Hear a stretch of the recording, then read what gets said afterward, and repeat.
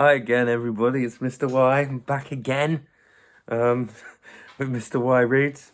We're on chapter 6 now. So here we go.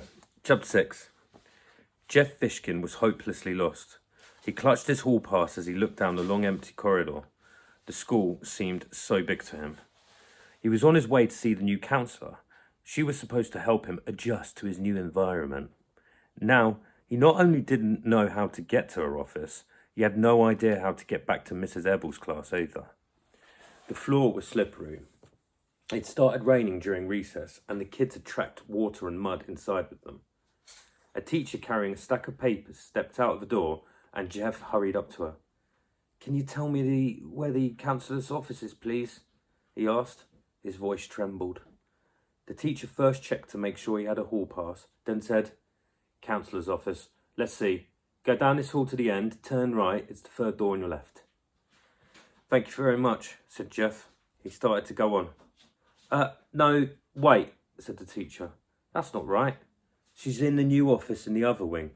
"Okay, so turn around, go back the way you just came, then turn left at the end of the hall, and it's the second door on your right." "Thank you," Jeff said again. He walked to the end of the hall, turned right, counted to the second door on his left, and pushed it open.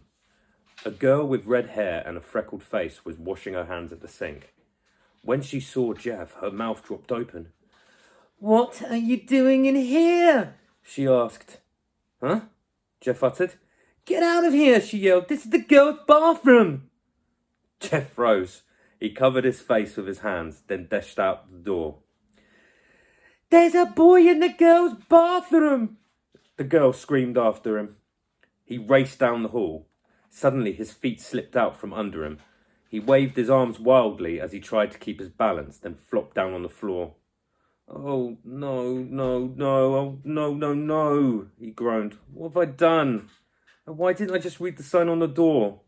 This is the worst day of my whole life." Suddenly, he realised he was no longer holding the hall pass.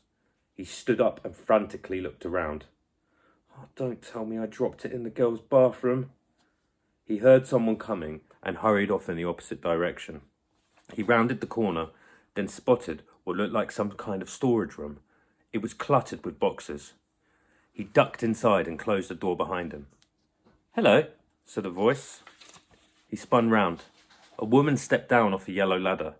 "You must be Jeff," she said. "I'm Carla Davis." She smiled and held out her hand. "I'm so glad you've come.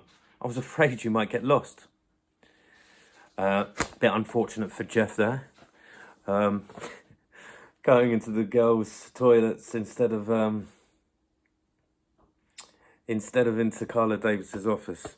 Quite embarrassing, I imagine, for Jeff. So that brings us to the end of chapter 6. Hope you've enjoyed that. I've been Mr. Y. It's Mr. Y Reads. Stay safe.